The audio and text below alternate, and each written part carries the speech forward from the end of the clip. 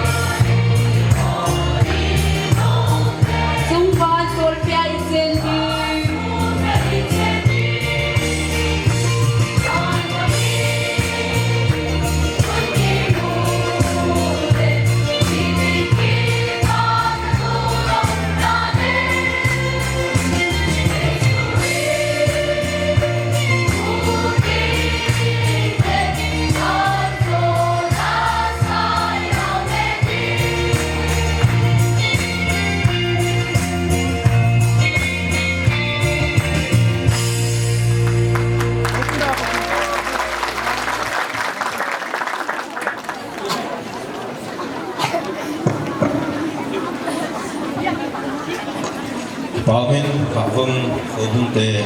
wacala wacala ngai ta yang salah bisiwin pakai min mo kon patui pungwin phat kasema bangin kapun phat apoi mo khet sadawa kho mai le pat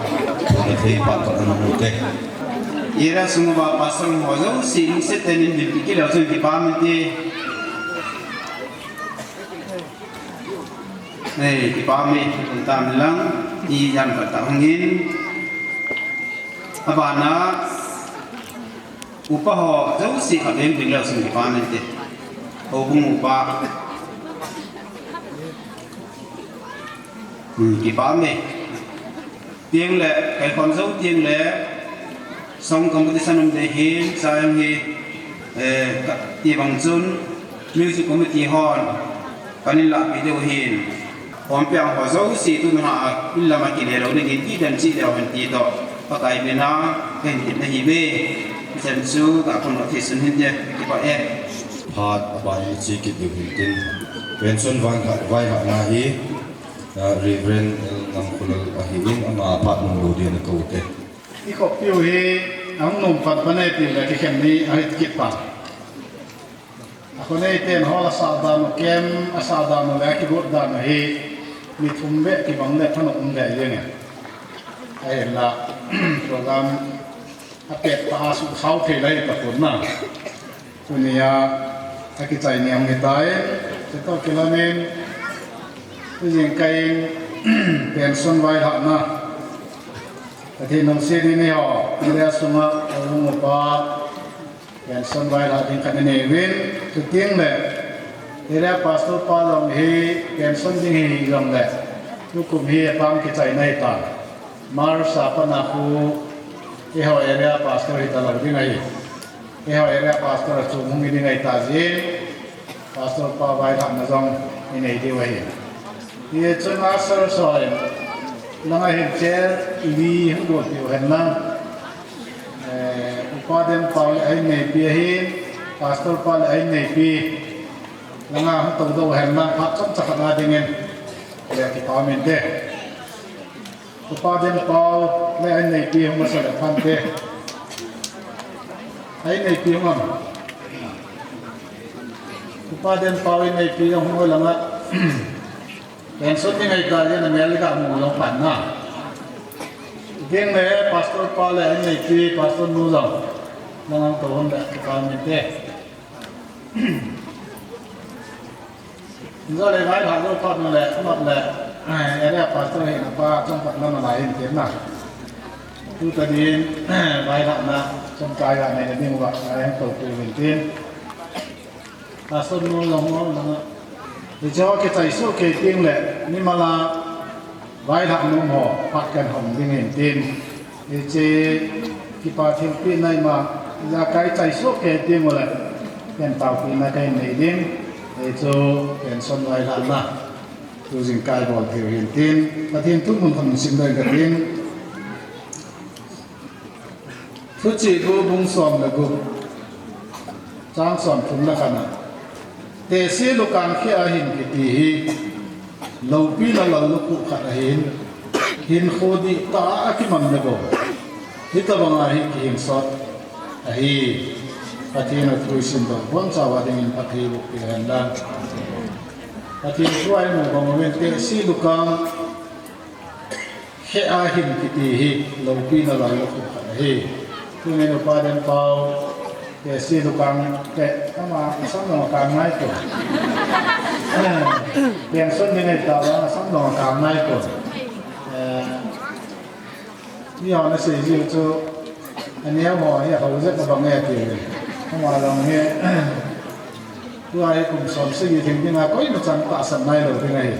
cái trận gì phát triển nên đắm là gì à, phát triển của trận gì,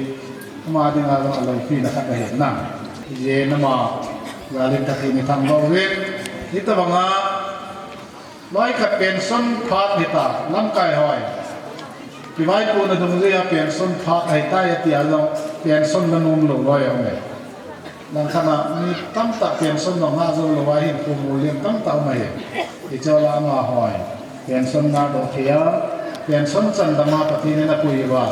ti tin le ti pa ta pension na ti ni na hi pa chat na som be pacat na sampai tiwi nih, ini nih tuh nak Ethiopia, tuh ni canggih patina dengan, kan kamapan nama mahal, lalu tuh nih pension san, kamu teh sama izin, ini nih picu macam, cuma ben kepala le pacat na, lah pun tahu ini, ira pasal pasang tuh kumlisum, mata kiman kamu be, ama itu saya nama tiemen, bayar nama tiemen, akan nama tiemen.มีสูตรลงให้ดังมาเทียมเนี่ยตัวปลายปาจัดนุ่มตาขนาดปาจัดนุ่มเด็ดเสร็จนะครับจบอีปิดโปรแกรมนุ่มลงเลยเขาบุ้งมาเวลาให้จังอาจีฮัลโหลไว้ ไอ้ในปีตกินทั้งเตะเตะที่เจ๊ยักษ์ต้นนมตาขันเลยที่พาสต้าปัจจุบันลำที่ปัจจุบันชีวิตไอ้ในปีนเราหาเลยไปเลยอันนุ่งก่อนสังกัดสุยอีอะไรเลยปัจจุบันตาขันเลยวันนี้นุ่งปากคนเองเอเรียสงมีตั้มเตะที่ทีโฟนในนุ่งกระตาสันเองที่เตียงเลยที่พัดตั้มตะอันนี้ที่เขาทิ้งกลางไฟเขาพุ่งอินลงมาสังกัดจูนั่นทิ้งอาจินีดิ้งอาคิดดอกนั่นทิ้งอาจินีเบสเซลเลยถ้ามาพัดสุนิมย่านุ่งขัดกันนี่เลยถ้ามาลองบางพัดที่เราก็บางมาพัดไอ้เจ้าเกี่ยอะไรเนี่ยตัวนี้เอเรียปัสตุปาฮีอาดัมเล่มาลงตัวนี้อาหารไว้เขาจะเป็นนะกลุ่มขัดวาลงนี่แต่ละเว้ยกลุ่มคิดกันกลุ่มคิดอาเปลี่ยนส้นยังไงต่างหลังขนาดเปลี่ยนส้นไว้ทำแล้วลงให้ไปตั้งเป็นได้เหรออาเดนเองทุกกลุ่มมาร์ซาปนาฮีเอเรียปีดิวลงตาสนมตะพุนยามเตียเอเรียปีโลวาอันนั้นนานาชียังไงECA ลำกายหอยฮัลปีน่าเนี่ยว่าไอ้เราเลยเอาพวกเราไอ้เวลเทยังไงพวกเรานั่นฉีดเข้าว่าให้เลยลานเลยเรียกพวกเราเสียขัดวิก็เห็นเป็นคิดยังไงเจ็บในการนี้เนี่ยไอ้ในปีนั้นตาบเองก็กระสีบางเงินพาสต้นนู้นก่อนท้องไทยยังไงวินสิมือสิน้องเราเห็นว่าพาอาศัยเทยาต่อทั้งเทให้ตีแห้งเลยพาสต้นนู้นจงอะไรจนเป็นที่ปาทูดักพงวินเนี่ยที่จูตุจิงกับพนาอามาฮอสีเป็นส่วนไว้ทำในทีวินกระสีบางพาสต้นปาหิคุมขัดตัวนี้นั่นแหละยังเลี้ยงเรียกเป็นอะไรทำในตาเจ้าจูอีกคนว่าหินยี่จนเทศิลูกการขี้หินติดหินเราปีน่ะเราคุขัดหินนั่นเองตัวนี้เป็นส่วนสั้นดำมาหินคุยตะเคียนหินตัวนี้เราปีต่อเราปีน่ะเราคุขัดหินตะเคียนนั่นตัวนี้หินเอรามีเพียงเราเส้นเรามาจันนั่นแหละที่ปานักยังนั่งที่หินเราเลยที่บอกให้สนุกที่บอกเดี๋ยวหินหมอกหนาวหินที่เจอเวลาคนมาหินเองเฮ้ยตัวนี้เปลี่ยนส่วนไว้หน้าหมอกก็เปลี่ยนที่ไหนเฮ้ยแล้วก็ในปีนเราคนได้ได้ไปสิบปีแล้วเขาได้ไหนเขาจนกระยาวดอกไปอย่างคุณนั่นก็จอดเทเท่านั้นไอ้เราในปีนั่นก็จอดเทว่าเป็นรถตัดหลักเปลี่ยนจะเป็นเร็วเปลี่ยนเลยแต่แบบลุยซีนะบ้านนั้นจะเปลี่ยนใช้ในปีเปลี่ยนตอนนี้ในปีก่อนนี่แค่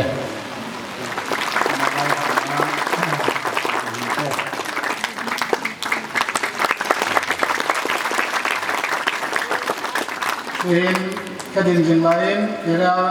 working committee หอมันจะเป็นอะไรที่ดีเลยเนี่ยเดี๋ยวเราเสียว่าผู้จึงเป็นส่วนหันไปที่อันนี้ที่ให้เขียนจากขัดเอาเมนสีผมเบียที่เดี๋ยวเราสีหัวอินใบหันนะภาษาคุเล่ก็คุยในดิ้งอันนี้ที่ดีอันละวิศวกรรมจนไปกับบางดีพาร์ตเมนต์ที่น่าบอลที่จะยังบอลเลยที่สุดนี่ก็ใช่นานไอ้แหละก็ลองหัวหินดีพาร์ตเมนต์เดิมหัวหินอากิกุ้งตุกลงกับเอาเมนอากิกุ้งที่ได้จังจนบอลเล่นดินอากิกุ้งที่มันหล่อจุสีเห็นที่คนเห็นมีคู่นี้แหละบอลลิงตันที่จูดุนยาไว้หัดดิ้งก็คู่เห็นที่ในภาษาพูดอินเฮกินเดียวก็กลายเป็นการติดมือสันหินเตะตัวนี้in LLPA in อุปกรณ์ที่เป็นส่วนไว้หับนะดำเสียละเป็นส่วนที่ในที่ป่าเป็นจารินปูนขัดก็สืบเป็นโนโมเป็นจิจู LLPA แมนปูนอินสิบเป็นดินอาบันเล่ภาษาคูฮีตามกับสมาธิงาบุญจูตาปกายมีนาเอเรสมาคันนี่ละพี่น้องที่ป่าเป็นจารินเบียร์ขัดโตปูนขัดเสลปิดิ้งของที่โกงเงินที่เสียที่โกงหัวซูเอตาบุส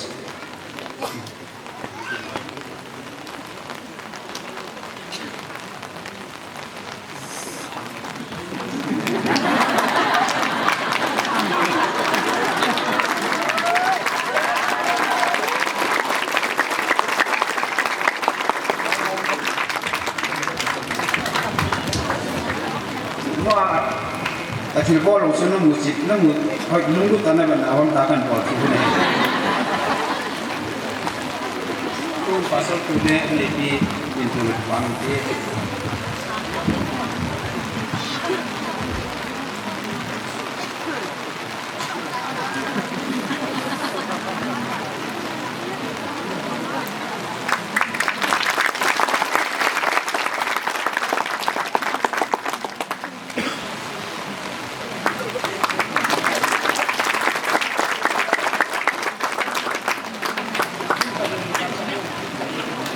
Area Women Department Hall. ที่ฟ้ามีเทียนผ่านท้ายติดนาลายจิตวินเทียนกองอ่ะที่ปลาทุเซนสาวินมีปลาสดปลาดุนยาที่ใบหาดูอีกที่ก็แย่ทำการมาเฮลินอาชีพชูปลาสดปลาอามาสิลายอันกูอาหินที่เขากาซาลฟิลาfield visit in kana sevin pathin za hin kachel hin suma hin ka gela hin ka nong kan le pasal em alun nen ei pu lai chun manipur field zo se visit karna bol pin abani pasal ko zale na hin sukal zan asama kana sevin ama na hin ko ki hin ilanga kasal ma ka chi ki do hin pathin za len to thêm cái này thì chúng ama cuốn là số hiền cái nắp cuốn thì là phải cái nắp cuốn như son phim ta in hệ nụ lên pani khéo là mà chứ za sun era nó tiền mình tuy cuốn cái này cái gì mình anh là khalo ECA sun to thấy tất ta anh là to ai vào mình tuy cuốn chú anh là kia độ bán nó độ lâu hai tí thì hầm cả thiên giang các địa là để kịp bảo tạ cả số mình hiện mà đã quay mốc tiền tuy nhẹ thì chỉ xuân thì họ rằng thì bỏ đi phán xã bên vào mặt thì mình xuân đại là toàn phần ấy đó là xuân hay là cái họ thì các bộ là tham các tiền cô ta bùi nó sẽ hạ lại áp sẽ lại rồi thì làm ba chỗ mình thì họ chỉ có cái ghé vào thì lại ông thì hầu lẽ là bên tuy cùi độ xem là dân phát tiền thì bên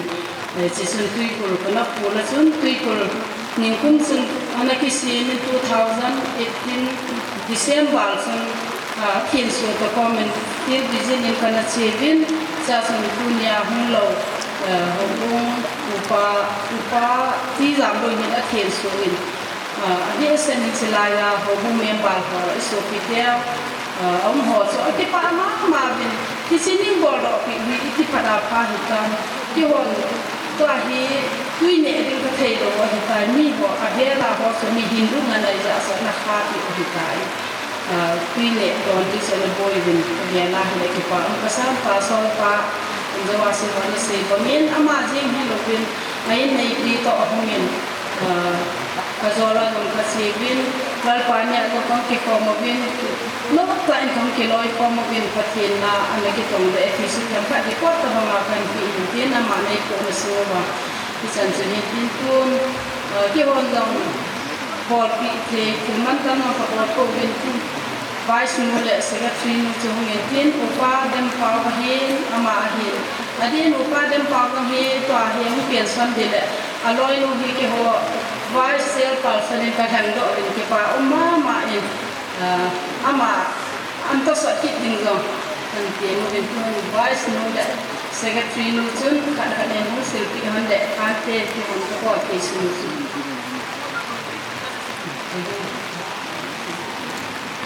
si con chuan là bản bản sản phẩm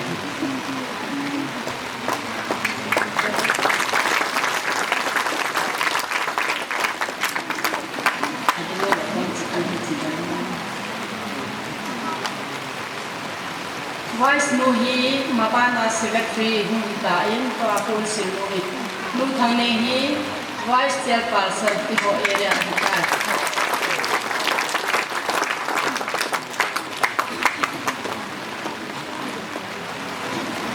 Department dan họ Mission cái đó mà rút rồi cái đó music là họ là cho di pan me nam ta lo ham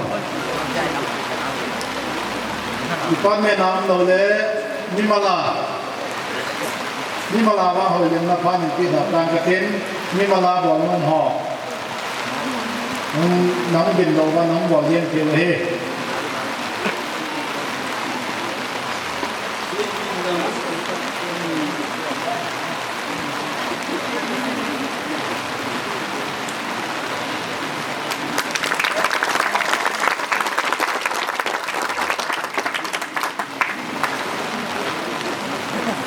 แม่เขียนขัดไว้กันก็ตัวเองภาษาพาเห็นลองECA ลังอาเป็นส่วนที่ปีผ่านมาพักจันทร์เราด้วยกันคนศิลปินโน้มลองผู้ใหญ่ศิลปินไว้เองECA ลังอาจะพักที่จะกระโดดด้วยแม่เขียนเราเนี่ยคือตัวนี้ดิพาร์ตเมนต์ฮอลเลยคุณมาเล่นจังคุณมาจานในกิจกรรมตะปูไอจีจังและไอ้ที่ไอ้เลยตะบังหอเฮเปลี่ยนส้นหอไอ้เราเลยพาสต์ปาไว้ละมาหอเฮอันนี้มาเล่นจังที่ข้างขมายบอกเฮที่ป่าจักมาป่าจักที่บอกตัวเน่าอะไรมาเฮที่จังอาบอกที่มาเฮจังเลยพวกนี้เกี่ยวกับละนี่ที่มาสั่งไอ้บอกเฮเราเลยจังเลยคุณมันทำเอาวินมันทำกันมาบอกที่มาเฮเราติดตามเลยแก้ไปเจอลาสิมาเห็นทีมถ้ามาหอยแล้วไอ้เป็นเท้าเป็นเกศนี่ที่เราขัดเวเป็นน้ำเป็นต้นจุดเตียงในเราเห็นน้ำเป็นติดตามมาแต่งมันถูกไหมเองไงเราเห็นสิ่งที่เขาไล่ดิบตัวต่อกระถิ่นคุณสอบที่เกี่ยวเราเอาบางสิ่งกระถิ่นนั่งมากันในชีวิตน้ำมินฟังวันตะกอนมาติดตามตัวเกษตรตัวนี้ปากกายนั่นเองแต่ว่ากระต่อความเปลี่ยนพอเดิมพอและไอ้นี่ปีนั่งอินดังในเสียงนับปีนั่งมาเขากระตุ้นดึงordination la pa kelanin pakai kunin na kumsom sagi ang din pa to kelanin kadang dong zuwin pension chiding hitan hitsan kaya na pa table na nang inom pia ay may pito dama in kumang kaya na ko izalin namin kama na ko magipatu kasi ay unitsan kaya in ko'y patiensan mabana lang pakai na pa table na to nang inom pia kuy hoya kay hoya nangin confusing din mo ko magapatu ay area pastor padang kunin Lanvalui Pastorate area sunga lisung ka kilay komawa boy na hasan ni man daw ila tunya pakaya ama ay nga tang sungkaya tong theya nang idam na napia ay nei pito awale na hin chutila na lenga ma ki man chan na zo siwa na puya na padpe na kitu pinawaza namin ka tang daw ay kunin pakaya ma ho ipapi na zabol na area song area department ole mimal hoy kakei khandam da makabol ni pakai ade na thua ka mu bang ovin testi lokang ki hin kiti loki na lang ko hi tubangin tunin pagka ama hoza nalenga ma di na theito swapan na hoza la tunya area mi pile ade sena pakai tunya mi ki form ho sama zabol na ka pi ka bol thei su mai pakai eche sala loki zo nang da am chung kom nun ti mole sang na lai de hi ti ka ha ve na men ka kam da nei pakai na ni ma ba na na pa thei ko na ni na ti zon pe na tunya pakai pension ai ka wa no le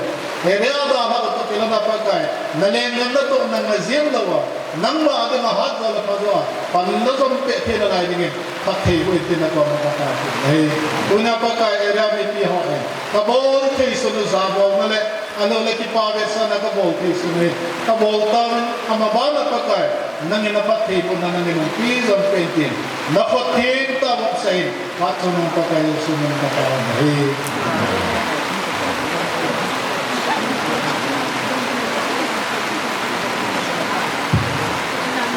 มาหอน้อตัวมามันชีวิตเป็น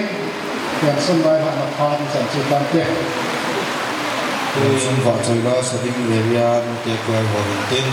hiti suma he asa hoi tu form in dol tin amonan dol chai le a than ding upalin khuzang an ki bu min tin amai nan han ting le kone ho bung soma khat hop som han han tha ding he tuin lu te kwai ho phat na pi te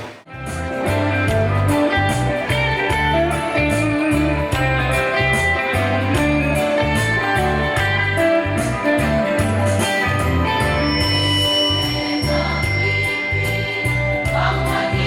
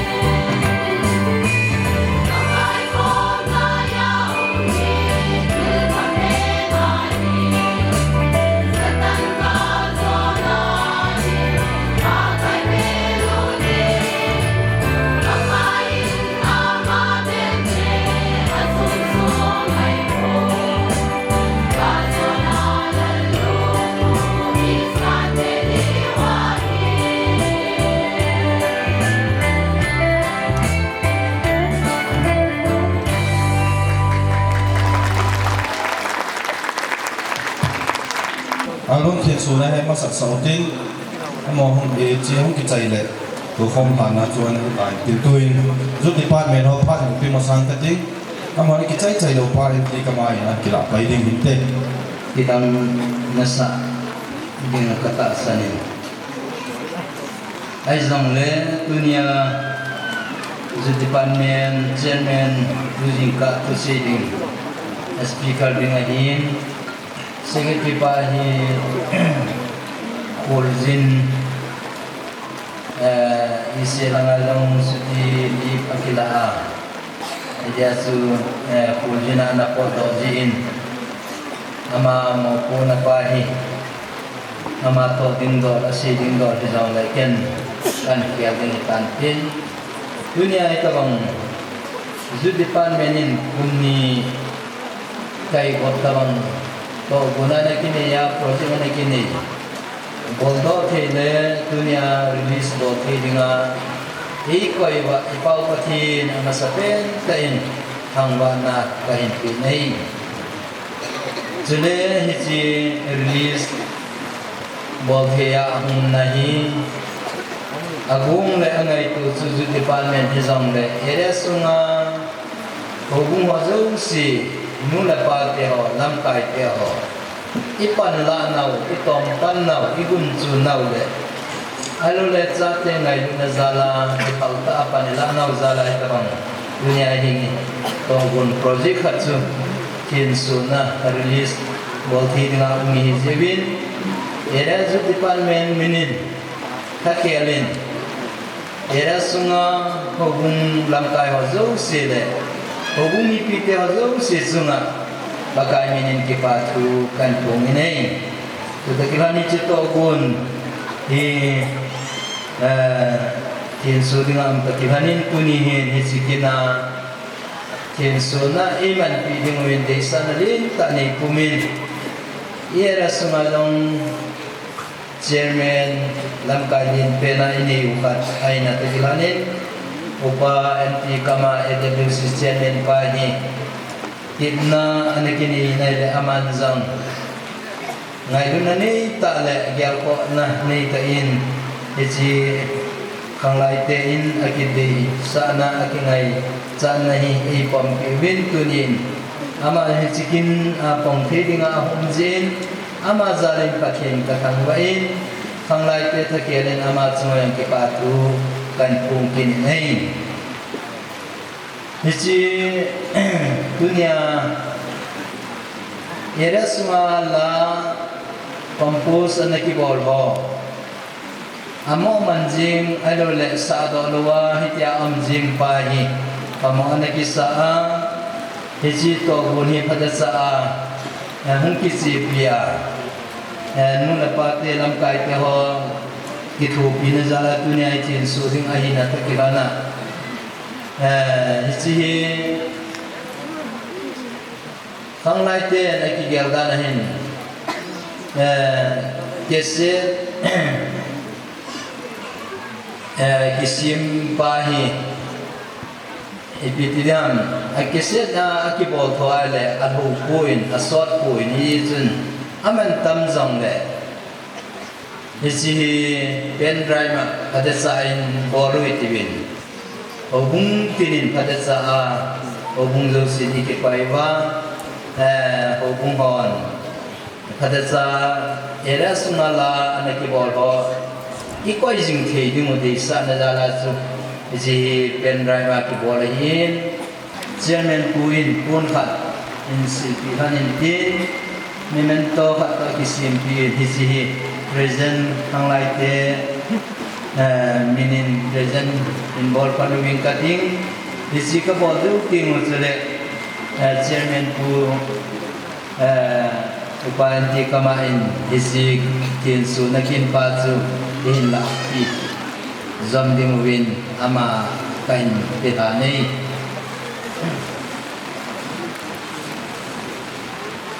treasure nun memento hi ka bin sin hai ho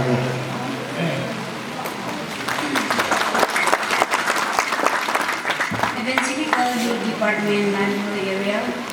department date 8 February 2020 ba NT-Kamal Chairman ECA LLPA areas ma la bisip kilapom Vizar Album Youth Department asit hinsuna kina chief guest ane kumpi na junga pamel china hichi kahin kiwe takin lang len insuni ke takin se en bang ko chipa ke ke pa ove pa tanzana chairman pa kamran vice chairman Reverend Lanvalui area pastor even local secretary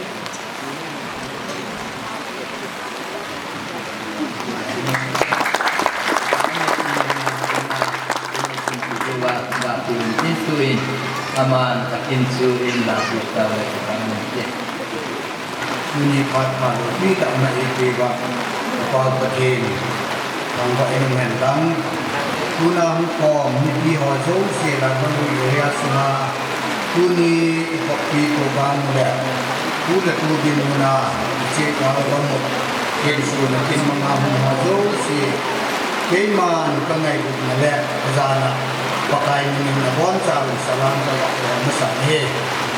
Keset kensu nala manu ikin. Bayu takkan sinomin. Waktu ini pakai ipakin waktu rasa ni kilpahi. Aje cuma amalung siap kiahin.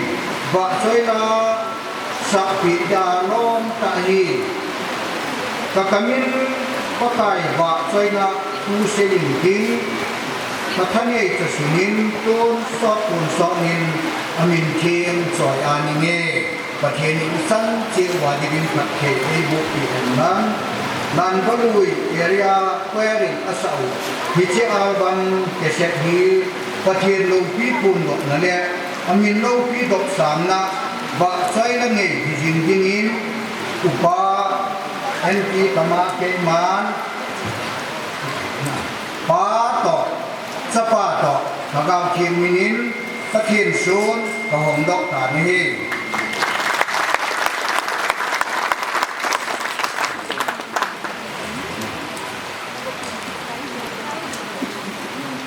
Keset di album. Gua pasal pun gak sebangatu, cihe mutia waktu nak main, sudah cihe pen drive main, si pen drive hi hubung katnya. Sang kat na iso wa tule mi malon sun de de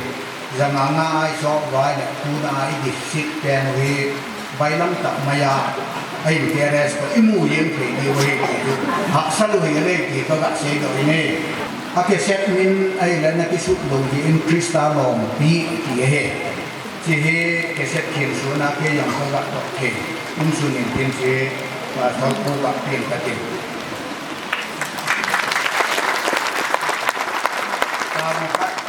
Masalah di sebab kemudian ini pendani minister pan ikutnya. Lupa ni, nak kita tahu dia. Bagi pak dia pakai. Nama yang mematok kesulitan ini, nama kaki ibu dia, ecin kuke wa, wai dia pakai nak pangpan ini. Upa NT-Kama ama zalin upa patin hawan itu macam itu pak perusahaan dan ini terjadi panglai te itu pinen ama dan pasang song ipin ama patin letak dan pakai Tuhan lah itu kerana tu ada kena transitan Jerman transitan buku hodong sihin di ilaho wearing kabini weana saat kita ingin among tabang umpoh ni amal lu neringa kibora hitin di buku hodong sihin opikat kat pembrai kat ni ilaci di luar pakai mina adalah kan mencisu orang panglaian mintin kuin himal kabakat kan kudo dengan ini. Isi kan kudo hasil sisu hanglai nama buat tu katakan nama piringu isi ama hasil sihi dua hipi masana tiga piring hintin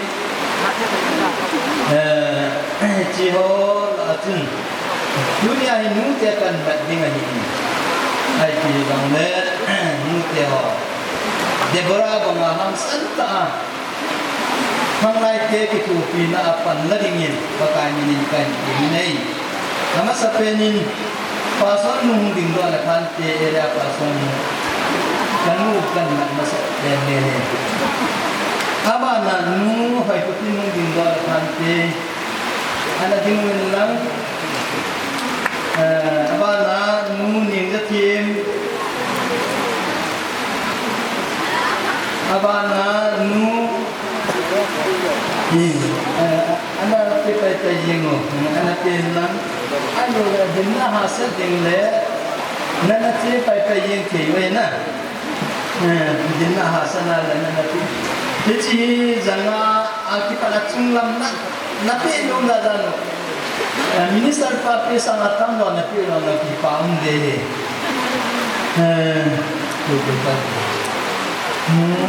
hai ko tin pasal nu lam dei ding nu lam pungai bana nu hing koi wau yang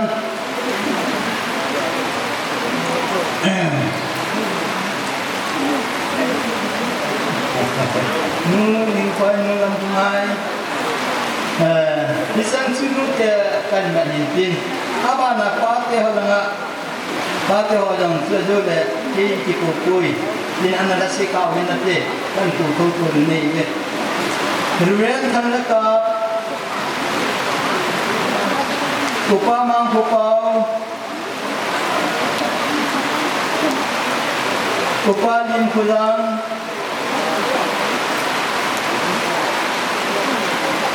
kupa helsi pa kaimin lal tiati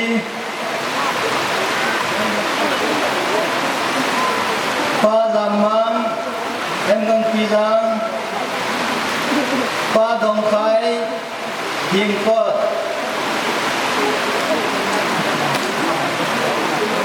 pa dongkai hingkot hungtam pa dongkai hingkot pa hemlal tiati pa pauzelin hailin pa pauzelin hailin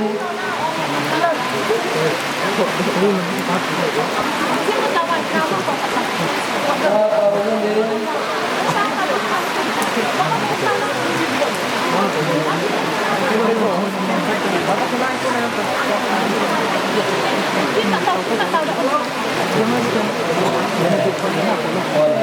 Una pulau nang olah kecil, pau jadi numpang, nam thong, nalai mul, nam thong, cũng được hả? Nam thong, hậu sắc nu, nên ba bảo cái điện chung, ba bảo cái điện, được hả?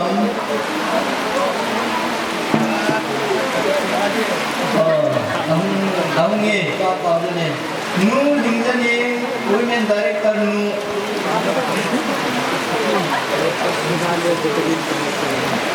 Apa jadi nak hukar ni? Kami nulis jadi women director nuhang. Amalan khat imla kita pamiti.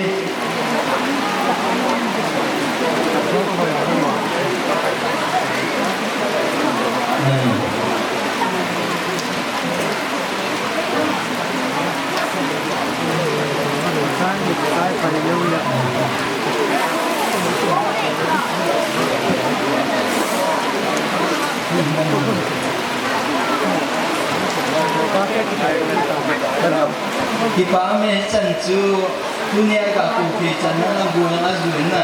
kadang chu abanin olin ki bol ke kinalai ngai isang su tempat dunia tinggal ilah bukti jin kekipain pakai mana ikipal mau cuma patinin alekam tain pakai le agama ding le area sunga dengan mencapa pongji dingin patinin patin busu kedawan macam nanti paling besar pada PKT. Kau saya kira tolong tawa kesantina kami kopai wana kapal putih. Kalau bahin le koma kadawahin. Nelayan kami tahu le rawang satu mula le pakai kemang sa hilang halau sambil yang lain. Nampak cerita handai, nampak cerita tulis. Aku lupakan sudikan nama kami tadi. Tu saya nak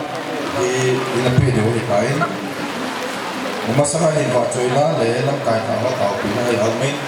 Ahin lah. Jelang mungkin aku tahu tak langsing. Langsung di mana dia berkait. Tu saya lupa tak mungkin ketik. Macam langsing macamnya.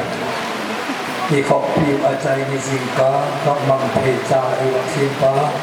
patien juga nama santi pak tu bagian yang mana. Kata na haksan jauh lebih kaya tiada karena inlah mana cerita lima. Ai musuh sungai i muteru, enten. Tu singkal pat com cai, nom lo tak imat di lagi.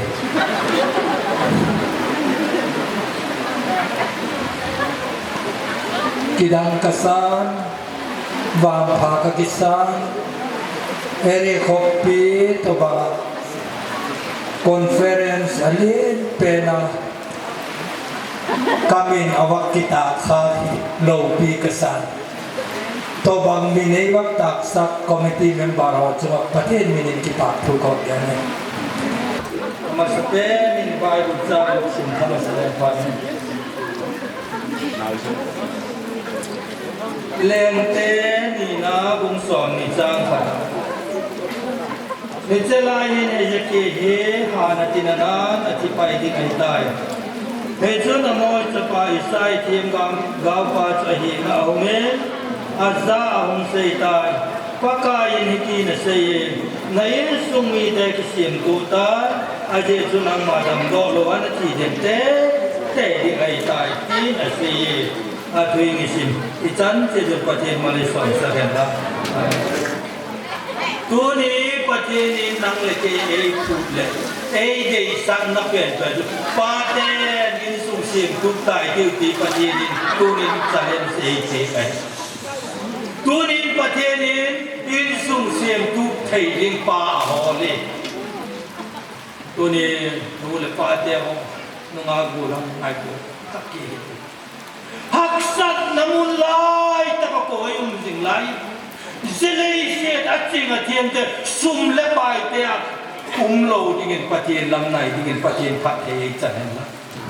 Hei kileng pa to bang ti na ding zal kunat aluma, zed lum na zal kunat na ti den te dengan hati sing lain. Hei kileng pa di ding dan patien lamanga bang lamanga. Patien kau atau, amat pen itu cuma hak naik sud lalpa lamngan amat dong masa dengan patien jangan adot kham nalai takin adot lo patien nak som lenga patien apa macam zon som lenga cangap entemu. Kei malu inango ni macam bol kei kurui di kan, amalu bol kei ni lui ni inang jadi ama dong masa pot di ama bol kei di ai lo pi apa tim sana muni ada tim ko zekido nagal nango ai ko kei ai lo pi apa tim sana tu ni sulisir malo haksan datang tak ko mai thei iji ku le ti posal chumin ichate imote chule lu kan tak bai ku mai Jehoshaphat lepan komin patin amun muli ana jing pong pong jagali ken pong sa ni ai Kalgal zo na idani le ang di ay ati. Sugi siyem zo daw. Amu na idin khap ta lo yin in su pu gam tai me. Tune pate ang. Idin na din mun cha te in su mi de jingak na thei pa yung sa lo je kin in su ki siyem zo ta. Nu le anu hi na diktak amu na anadin khap ta lo je kin in su siyem zo na pate din ni Din sumai tam ada sienta in asiem lo te siem sagi paterin patena hom din nang leke mo pu na e pekina mo ahiring bang ta ka ada din ke talo te pi te puno ya da tingai tom te talo au ta ani patingai tom te ten tingai tom te ta hom din paterin mo te ho tak te atan in lo mai xây dựng phát triển thì có sự hỗ trợ support xây dựng tiền năng in sung tu cùng tháp hiện năng lấy cái nhà đi là in sung xịn là đi là amun tu là idin là đi mun là đi thì đi phát triển at mui bạc dân đốc sung sung tiền isan chỉ được phát triển isan tài Zut department area where hoy tu ni ekisek fin so ala pi chon sa de wintin ki zo te net sen ta na naman Hình cả là hìnhผู้หญิงที่ไปสิเราเที่ยวสปีกเกอร์ผู้สมัครคอมมิตี้มีเราคนทบอลในบริษัทที่แต่สู่มันจะที่มันผ่านจากเราที่นี่ที่ยุคปีนั้นสู่ที่ป่าทุกปีสู่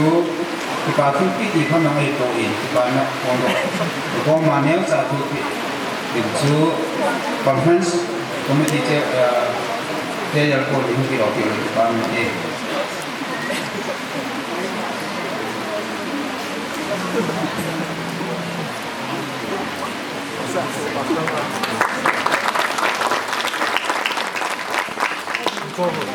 di mana yang ada macam sama sekali tak dan boleh daya izin izin pasal kita nggak ada kita departemen area kan kata kita yang holis mungkin kita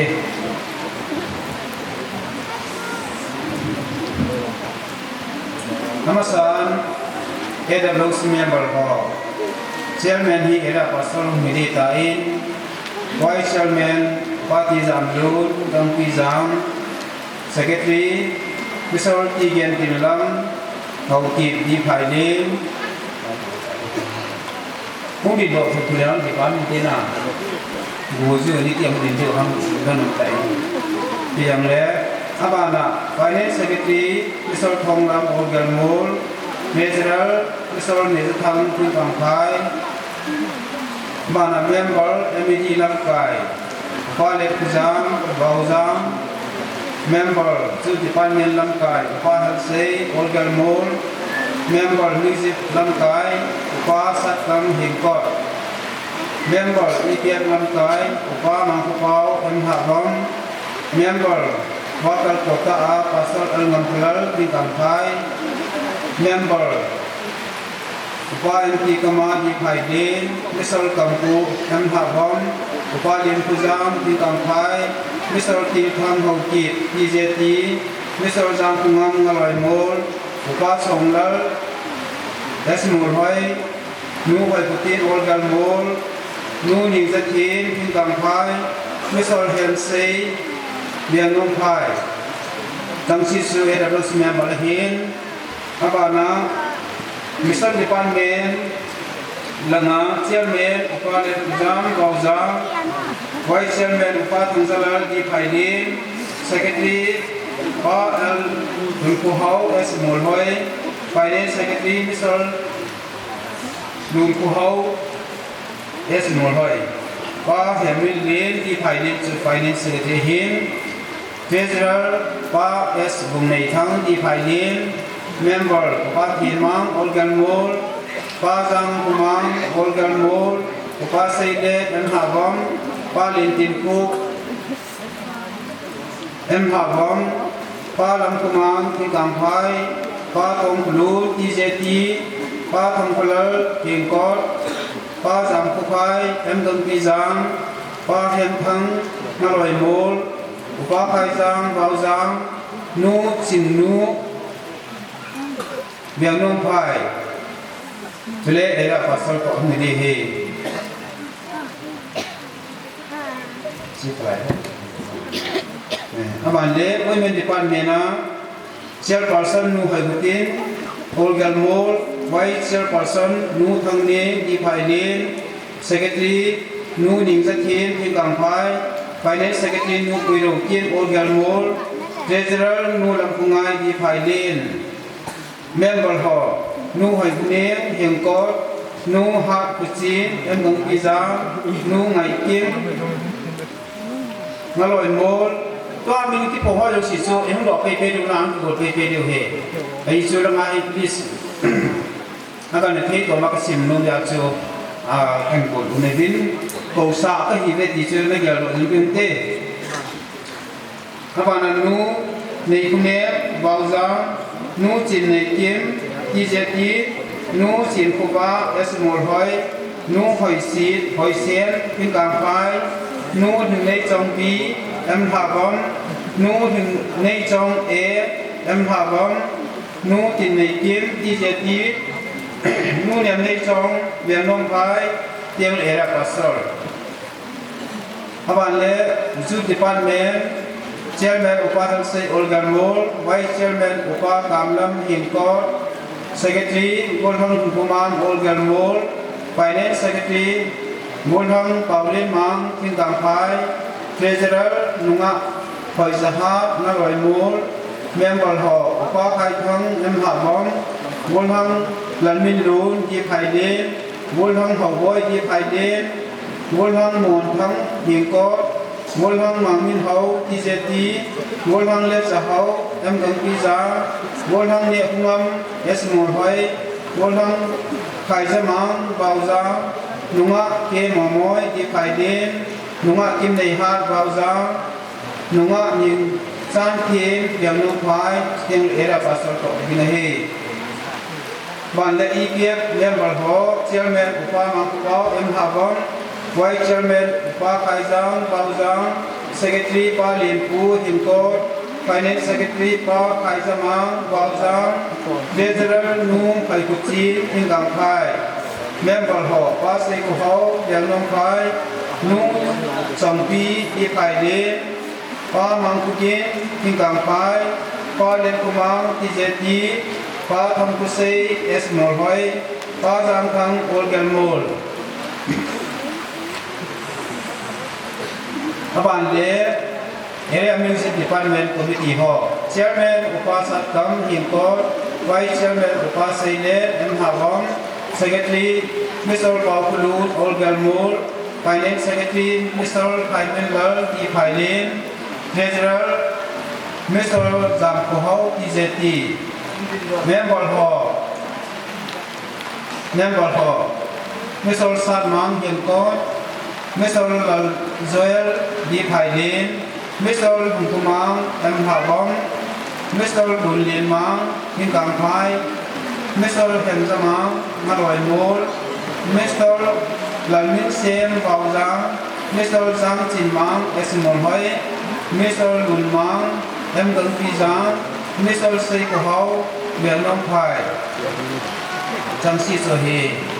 Ông Kim Phò dấu xì, mình đổi là chuyện khoảng xong có cái này bà tu cần vô nghe, mấy vật sang mình cần hình sinh thật thế, vậy là theo bung thật sang thật hình sinh nghe. Nihim akon hello, nihim wanga zong hello. Jesus Christa le atila akona, kay towa pa katin pansa, solsa Paul Kema. Jele kumpi supit ke chansin, galatya hung ho, hinga pa katin le ipakay Jesus Christa akonin, lungsi le lungun. Na chungwa umjinghan pati na pati uhan lang so sa polin pakai sana tonglinga guna am nahi him pansa nakigyal pol pakai pansa nakigyalin hiya chuchi huma ginuma ta sadama panala ti tama tutunya gam kai ta kinagawa ni hari muni mi hi ha pun hi pun pathin pansa pathin khasa than dok kai igela pakai nung dea e pansa pau e kang do pau pakai nung dea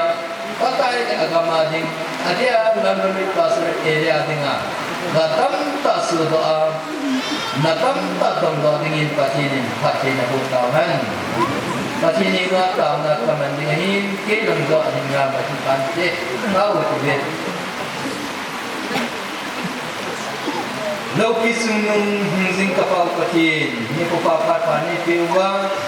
dunia kumsang ni la som ni apana kumsang ni la som ni la kumsung ise katam gundung zuiwa tam ka dinga lam kai tha Lanvalui Pastorate area dinga dan ba umho nang ma ang sung na ke ko pangbula ng bindot yan na paisi ama ho se zalin namin pagkanda ko ma kipa tu kasi ai Kita kira ni pakai nangin dunia hici tam pada tinggal tanda to confide tak langkai ho hit naso David sunga thau nanu ni ko akipana nang malagaw tin bol tin at anay ta apan sa bangin nang mal tin bol tin at anay ta jun hisika so piho to kompyo zo se suanan Nalagaw tim bol tin tani ta ajun pan sa tam kasunani ginum talakasan ta nang mapan sa ahinaw gel dozing kuma hasan yan lang nobni hizamle nang malambe nang mahina tausing kuma hito sa panla zo na sang dingin nangin nalagaw tim bol tin at kuma dinpia nagalzo na kuzina tuzing din na ko makataw tinay nang mapan sa ahina pau sumin lohila Hiruma ginuma ta sa mga panlazing dinganan ta sa nagawa dam tinle taha na chinale hilekan tinle zon piningin pakai Jesu min nawang buna natumpi nei amen Ibon sawin pathin sana ang dingoy din pat kana tao pa sa fulang din All of people ni ke kapatid. Lalu kita nak ada tahun ni cendri. Era hoki tu ni ani ni cendna yang kalau apa pun nak saya di mana dia. Tu ni fadi mai fadi pusana wana mai tam panjar tiga dalam dan itu loki kata wali ni. Nama dumai nama kasih tahu kapu jauh kacang tiwa peteri buku ini. Ini kapakai Yesus kita ni nak tahu ini. Amen.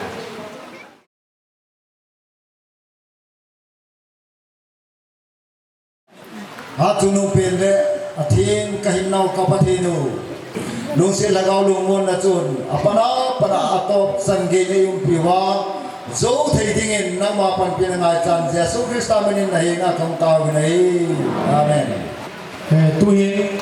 so ki mang taw tu ni group ECA Shirayang number 1 kan kau tai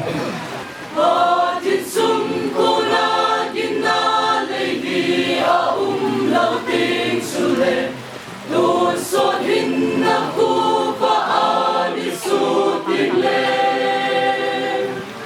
Abok ting alung tuteloy pipanggalang kadama Su amin kiko na sung agaunding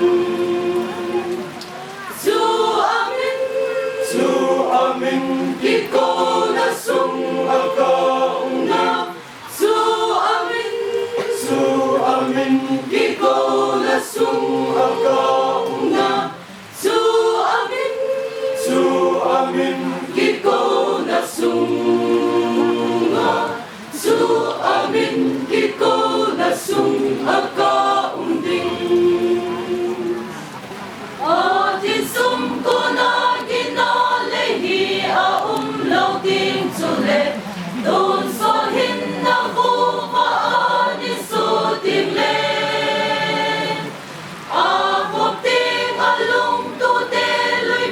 panggalang kadama su amin kiko na sung agaunding su amin kiko na sung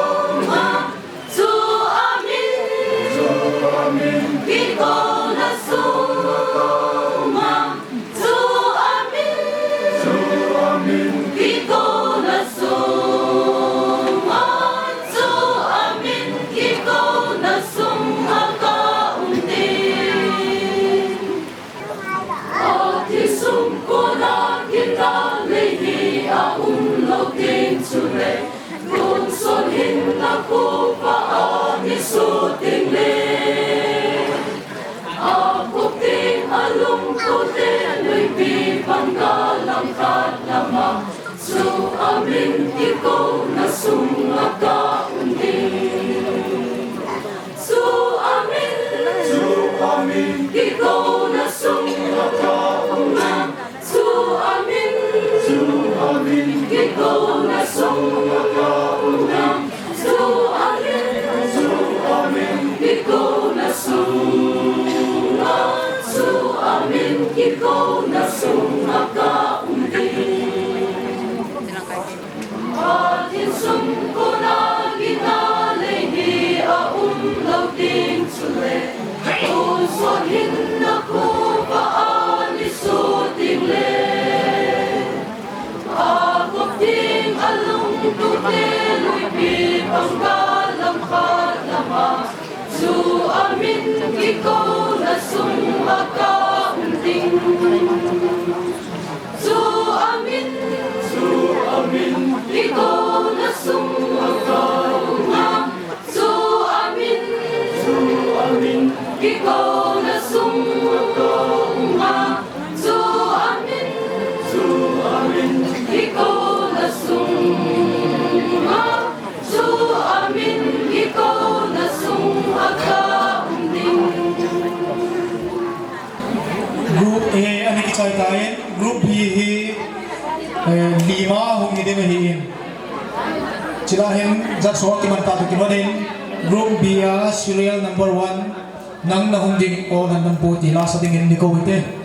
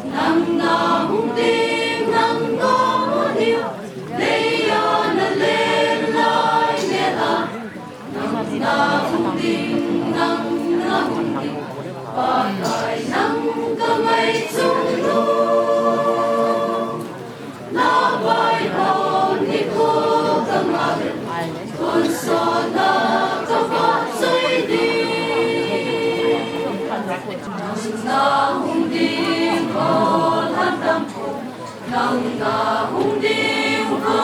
le pa bao tin in nang ma pa choi ding ma choi o tang ta lo ding nang na hung ding na tin sa la on da lai al hang a chu so te ki pa sa so ta ding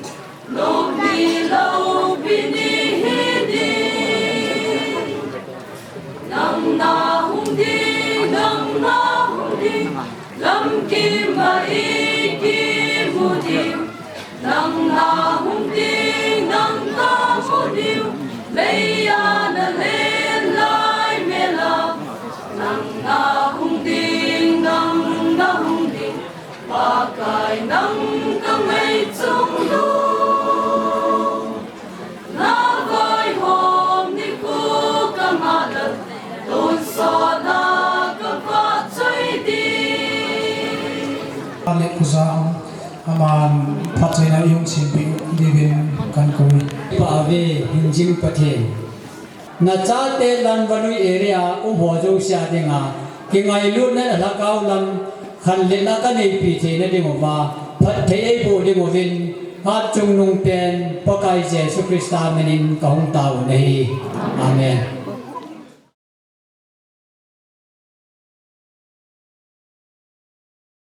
No chin nei kem women department member amakano mungkin ko be. Hapa akak saya nasan hozong na mai jam ting ka hingre no ka kapat dia ho pan the ka dingan ni nei ubi bin ka chu wa ka khat hozong si in na ko ma ki pa tu sen na min thing ka hin thang pa ni hi ka pat de ho pa na a che chen na kut khlai zo la ni nei wa ba ki hozong se la ka phan hozong se na kut hi ma hin than dan hu hin ku Jesu Krista min na ko ma ka hin ta ni hi amen. Tôi hiện bọc rồi là sự đình in thỉnh cầu phải ở vùng phát quý vị. Hãy subscribe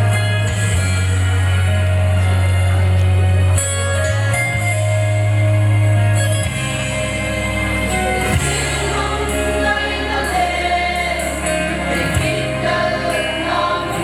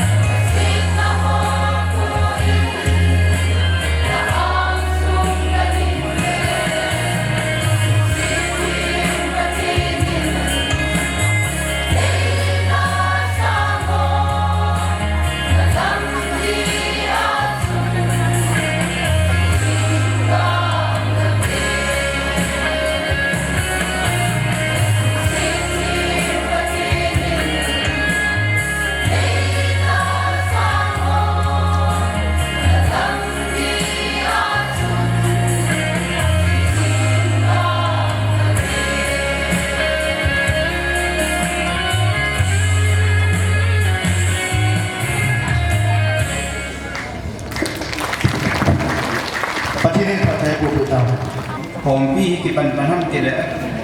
อากิใจตัวกิตุอินอนุห้องนุ่มร้องกระโปอินตัวนี้จึงบุญอินสมอจันเป็นเหตุมีปีถนนละป้าก็ส่วนลุงจิ้งแต่อินผ่านมังเทโกเป็นเหตุพอหมดแต่เจงินในเกี่ยวกับปฏิพัทธิบุญญามามาเหตุเจนตัวจงความปีเหตุโนหิจังละโนเมติสุเกเมจุอินตินตัวเวลาฮีเรียนความโน้ตะกิบอลทำจิตสุนแก่ละฮีไอหินละวงสุจินอามันโมจังกิตุเทตะโบอินอากิเลริงยังซูกิขามเทกิโลเอจิจุนไอมากิบอลลงซุยาตัวไม่ดูหินตินไอปีจังละตัวนี้อินกุศลมิตรเขาเจ้าเสียทะเลงินจึงตัวมันหาหอมกิความเขียนที่เป็นกิขันดีตาจีบินเขาบุ้งมิตรเจ้าเสียทะเลงินกระทานเราก็ไงรุ่นเราสิเดย์ไปเห็นพอเลยสุเลตัวที่เขาเขียนเตียงเด้คอนเฟรนซ์คอมมิตี้ห้องสังจ่าอินฟอร์เมชันเลยแล้วเราคนนี้มุตุเลยคนขันตีนจิงสิบกัดเตียงเด้คนนี้นะครับคนน่ะเห็นสนุนจูโฮลโนฮีคิดเดียวเห็นคิดเดียวไว้เด้อากิจังหัวดูสิอาจารย์ปุ่งที่เดียร์จุนแล้วก็คอมมิตี้ฮอที่ส่วนปาร์ตี้ฮอเจ้าสิเด้มาบอลฮอเจ้าสิจิงสิบกัดปุ่งบุบเล่จะได้มันสุขภาพดีงินกิจเตียมเฟ่ที่สุดเพื่อสัตว์ทุกคนจำจากกันเลยสัจจุตันที่พูนดินดังอมลวาฮิเลตัวหินอินพูนอาบังเงินเอเรียกอยร์ฮอตัวหินกาอัลบุบทินสูรับปีสติงินพากนับเป็นแบบพันเต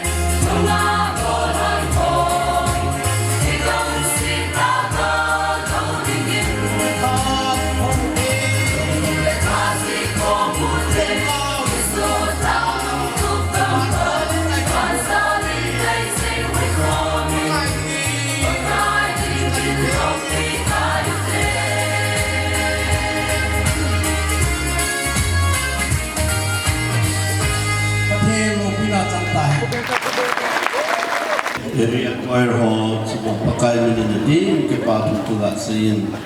composer jangan tak tahu mun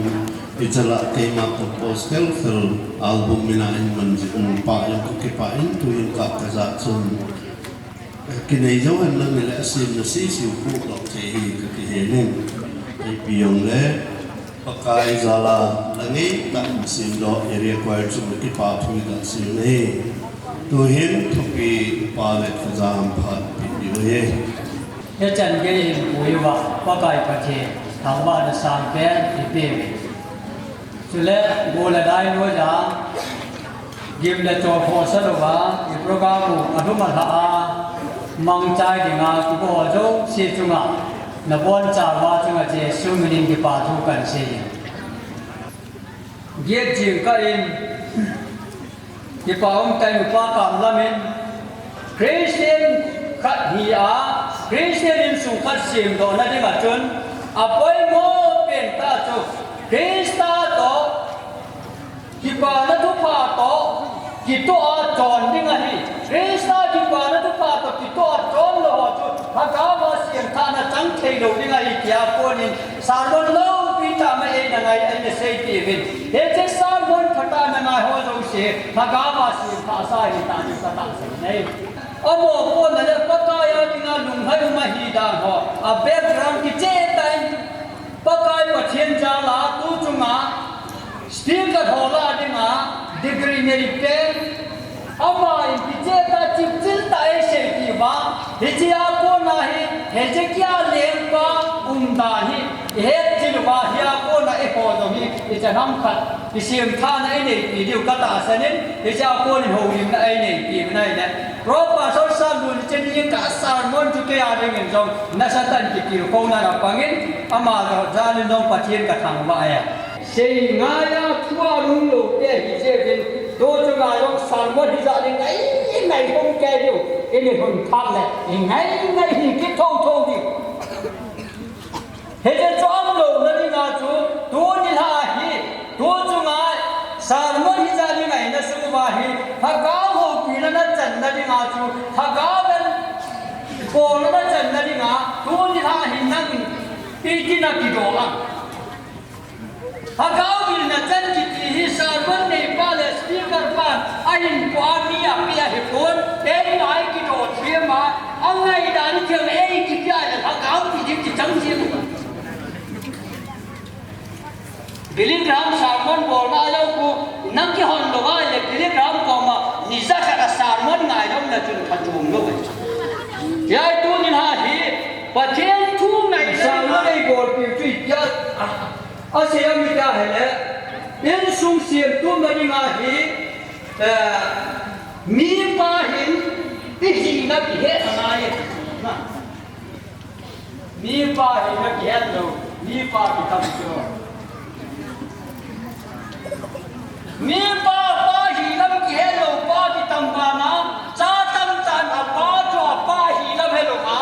อาป้าสร้างนาเย็นจ่อใจตั้งเสียวันกี่บ่อยกับบ้าเล่จนเห็นสุภาป้าเป่ากำลังมาอัดจับป้าหุ่นโกป้าลำป้าที่ชิวดีที่ตั้งที่ดู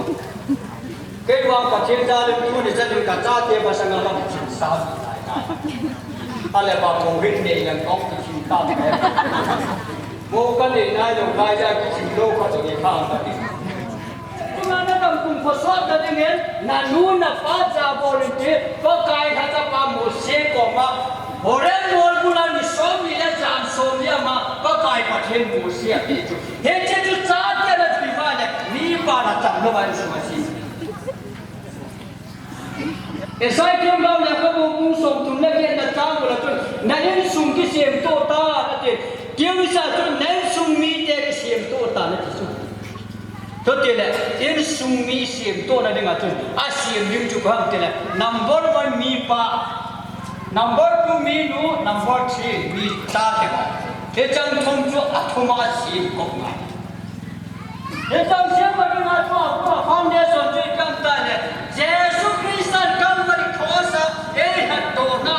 โจรเสียหัวดิ้งอาชีน่ะป้าไม่ดำน่ะป้าจุดเลยมาสั่งไง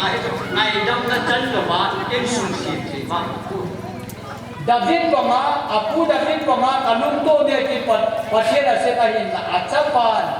lemba apu pon agam sunga apa na su se thilo jo sa pon na tha tun do ki mi dim ho na le ta na se ro ki ta to ne cha to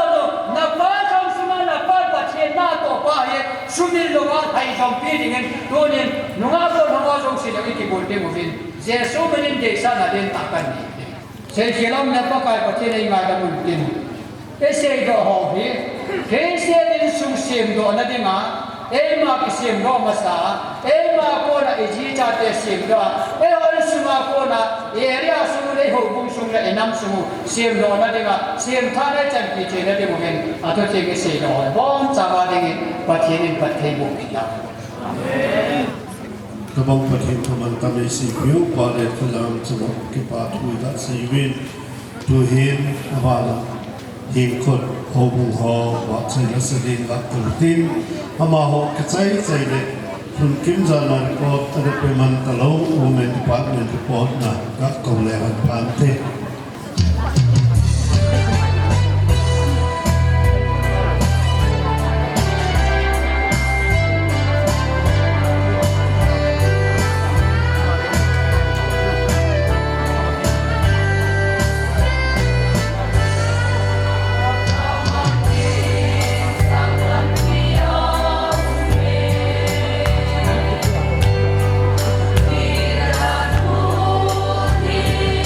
All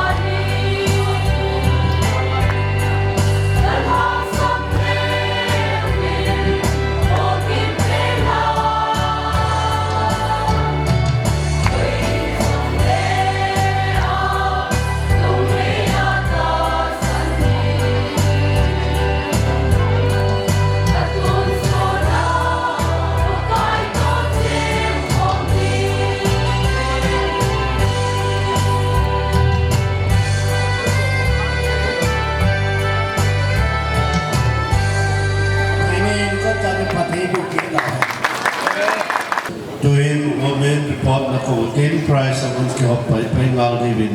at sabi. Amasang vai ta report petiting kamzin ahung mai vai ta report hung mai than ho zo si ne bo ta tungwa patimi ke pa thu kan si report apa ta kapi kilo na azi chu silanga new samtala na accident na anati chu kapatel aneu ke ani in iti ja chu postmortem mo za pha cha na ki bo thelo pha na chu jang kha hung ki ki le ahung ki kuna he pai dei ta ahung ki kuna he le ikam ki bui man ta lo je a chu zan ni ko a chu ki bui zo wa he ni ta na ka hung je a chu ipiham ki su tu di mo chu chilang ala kon din ima ho zo si ang om ji in kanala man lo je a ko kan pi thi lo hi in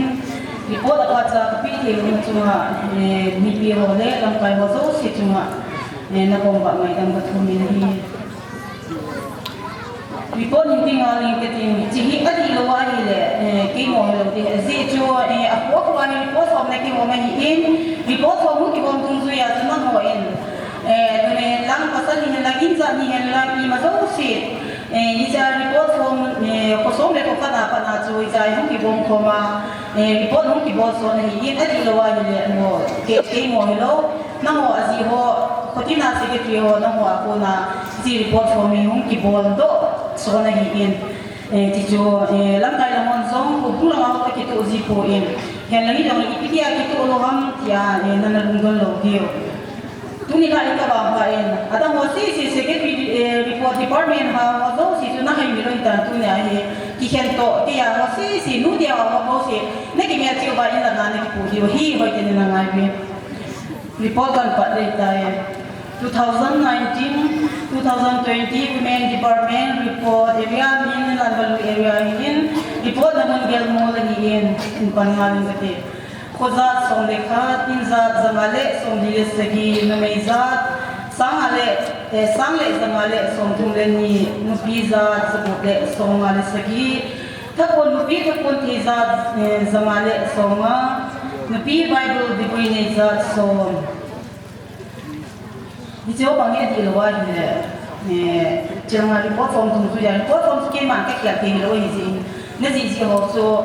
cái là cái gì là chỉ là nó họ chỉ bằng các bộ là gì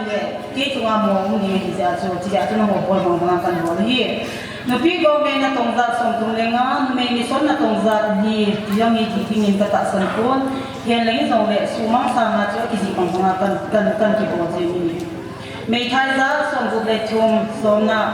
ten mars an mo ta ko na an ki ne yin ki ja chu asumoi office an ki sa min hi in office a sum ki sa min za chu za ko le som ge ne hi in ko si an chang in a pi chu amana na sa ba sang ko le za ko le som office a ni area nu te won in sa min win ECCI ta ko na sum na sa min chu sang le za sa ge le som go nu ke ni ko sum me ho area in sa min chu sang le za ge le som go de sa gi me thai ni ko ina mang bin mo mun khana ana ki man ko men pathen ho kom na le ki ko na ana ki ni fi in chuna ba na me thai ho chunga thil pha na ki bolien dil khat che aman tam a hoi dong ti in ana ki man fi in chu dong le ki su hal me in la ki te no bible ki te no dong ana ki ni fi in area nu ke na ki nei ti na hi som le ngana nu de ta kom na hi thum ve ana ki mangin Jurong le abana nu de subject kana ne win jahin area sunga area sunga nu de example ke jo mi som ko le go hi in ji mi som ko le go exam la hin ECA pun pia totel ni khat ina bong win hi jo nu lon merina di phaile ma hi totel la ana bangin ai bangin ako na khat jo ni kuma chon kilo na hin biham exam na ho so abo bung in ki pa ma hi ti jana abo ni ti pe na tia ni ani ki tha ta ji chu ni ria la na hi ani ki pe lo ni ta ti chu an he thi bin la so ngin na 2019 te prize ni ki ke ni mo chu ko si ban changa hi in bible competition na hi in bible competition ju result so na pu in ti chu zo le ola pinning jong le bitu pe chai ma so ti te ni chu price tu pe na ka ni pe na yu pi ko ti hi in hi chi ka chung ko chi ban sama price ho chu treasure no na ki su tu in lam ko chi ban chang tu kuma kum sang hi le song le ko ko chi ma price an mo thei hi ho chu first hi nu lu nga nem em ha bom kg sang le song ge le gu le pa ba ni apa wa tu sang hi le za ten le song le gu hi in second na nu ha nei lam di phai le kg zanga le thum le pawani apawa sang ni le som le ni thana nu lu thai nei jing em ha bang kg zagi le som ni le nga le pawa thum apawa sang le zasagi le thum aje tu ri ohin apawa ina bol hi kulanga se tara aki pi phan le kg a hi ana ki pi lu nei in isi kg wa hi nu nga ya ka ta in se le nu nga ya he kg asang la hu hi pha na he ni ho he ki po da ki po pa dong le kon pa ba ham kg ham ti he a poi ta pi na ong ji de wa he ni ho ko na kg a bo wa ki ne a he son ti ni wa pa ba na he a ki si wa la boi tam ta ong ji a so kg to pa ba to to pa ba ni sam no ba le kg za ni da he kan ji do pi ji ja to pa ba to kg to kan ji tha yen so the price of the also both Centenery and Lanvalui bitu pe jai la sa ho first housing women department second adi phaile thana em kan pizza mo je to price in the Bible competition as well like in 2019 women department bitu Centenery bitu kana pi uju sang so ko le khale sanga ye ho area in Lanvalui area in nu de bon bitu za da sumi za pia biti ham ti so na lu dong le ni se in area center pa center office sanga bitu mai ko sang so ko le khale sanga ne hi ti so tu kuma nam 2020 azam hi kalzong kim lo 91,500 bitu ma ma hi ki de so ni na tu kuma area nu ti hon bitu ho ho bunga ai lo ba ya ko abi tu ina ki bo chu abang som thum loi som hi loi lo som loi ya ina ki bo chu abon cha ina mu so win i so mu tu kum sang ni le som ni ko anu te bo sumi na mu mo so lag ni le sang som ni le sang ma le zanga ina mo hi tiang so an he bin lang dumi o mama tin ki pe do ta bi ni exchange om ba le chairperson no in tin treasurer no na tin hu pe do in tin ki wa mama tan ki ba yo he ni da ga to pasan ho ko ho sa ji le wa ti bo na we ki dang wa ta ko si man sang pi chai na so he tam hi ho nei kan ti ma sa te in ni si kan ka ti ki si ko si man chang a kung zo ni them cha kan na lai ni kung zo ni kung se yang kan ni na lai na nga le ni bin lang ya ho kung lo ding ba kan ti le so pi kung ka khat ta ni ke le nong le time ko a chỉ đi hồ dòng có tuy hóa là vô hình tiền không được chạy lên vì là cái nào cứu ta lâu thêm một giờ là khó quá rằng để kịp bằng đây là cái vai cả dòng này thứ gì kia này là với ta đồng ta cái vai cả cái này thì cái price của ta học sai phải là giống ta phải tiền rồi cần mình mấy chị first cũng thì tổng chí cần một mà sang là center là mà thu cần gì thì gì chú kipi do na yo hi la kilometer center hi nu ngai nem hi yo ko te hi pia bia kan nu te hi ama je hin them cha khat ina he thim din so ama je hin center zone ECA pia hi ama je nu ngai nem ki hi amia do ni amu no mo hi to ama kong kon da te pha na ki mo pui do the ta lo hi je ai ECA te mo hin pi mo hin ko si ni kana hi le ke hi zo se da na ki ge zo hi to he he thim phal ba thim khat ka do me si tu pi se nan tin le abo na ni po da ki bo ji phal he pa ba sam hi sama ti hu ki sim do zo mo hin zo bo da hi ti wa ke ji sam le ki wa hu hi phal le mo hin pa ba zo hi ti hi wa lu no mo hi ta man tam si asi zo si ke la ke jun cái mà hiện Lanvalui thì area sẽ cái pin nuôi tất sinh kia là bị gì vậy hiện cái là cái thằng ăn ta phụ thế nào ta khơi ta cái bộ là các sinh gì ăn mà hiện เกี่ยที่เราไม่ดีจ้ะเฮ็ดรู้ปะว่าดีงากินหมดสิกินหมดนั่นสักตั้งสักสันนี่ไอ้สิอินนุ่งไงเนี่ยสิปะทิ้งกระทั่งไปเกี่ยที่เราไม่ปะวินเกี่ยที่เราไม่ปะไม่ปะวิน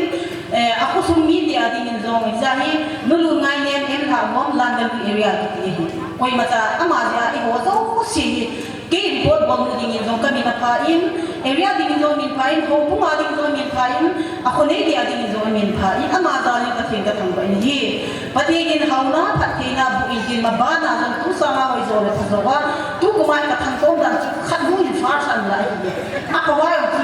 ewa in sang le som ge le bu ba hi le pa ba ni hi ama no tu sang le som ge le ke jin yang ka se sa wa ke ka ka ve no ma hi ta se jo ki I khat ba na la ne lo ba ka thang to da fa si le zo lo ka a ki be tu tang ki kana ki le pha je hin na ke jin yang ka se sa ki hi na la isa hi pa wa ni va na lai hi ai zong le I kum khat chu ki pi to ta mi ai zong le ma ho chu ni don sa ka nei en I sia ke ji sang ka lo hu ti do lo ti chu te na mo oi ta te a the na ama a to ga pa the ne ama le ma ho chu ki sa na de ke ni zong le ka ti ta ka thang to thoi ne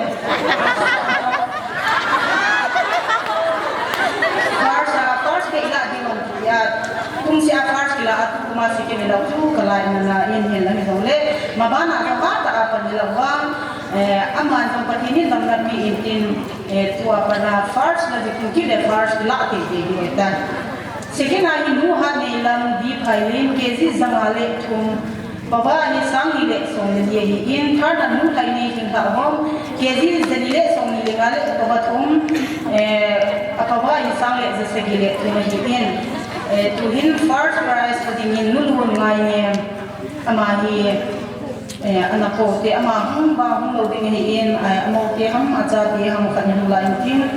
center la ma chu blanket ka ni hin tu ida mu ta wa ki mu nai lo te na ki pe do nai lo in tin ti amo hi ke person ni pe do in tin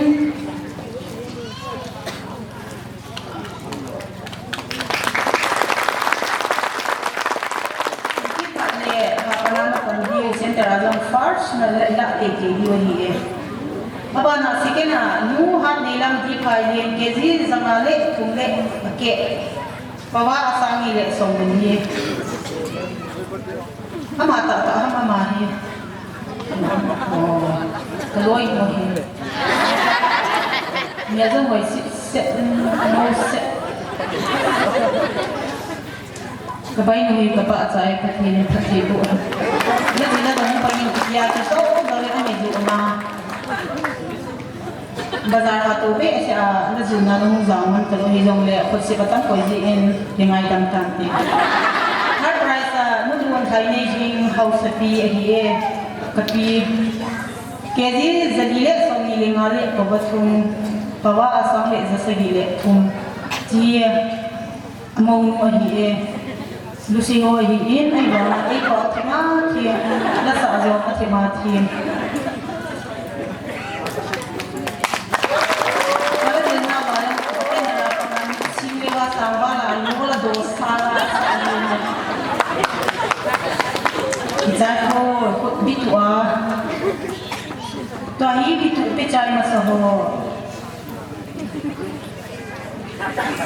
pastor pa in Amazon cái gì như cái bài bài cái gì em bảo sao bài bị sao vậy nhỉ mua còn để cho bà sao lột thêm cái nào cái gì xí đó nó cả mua mua cái đồ cái gì đó mà mình chơi cái nó xí lên nó sao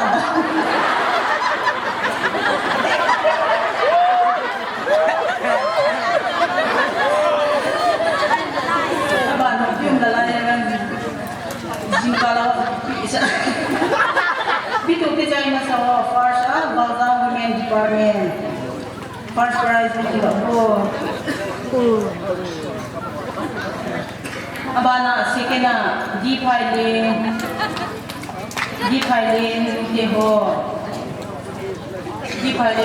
ho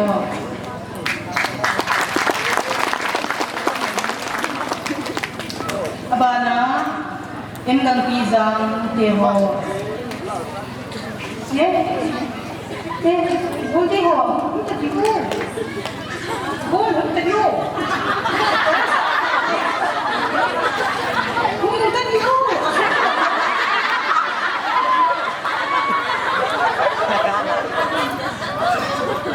nang ya ti ho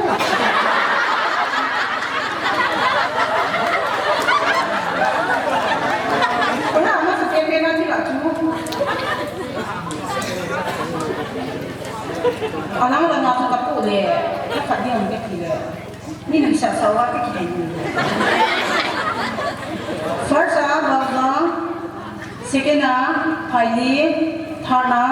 income pizza. Ay blok ki ba nga he, asuma ki bang lo ija so nungko tete man. Masih kisah. Ni muda man ni yang akan zo ni tipu udan.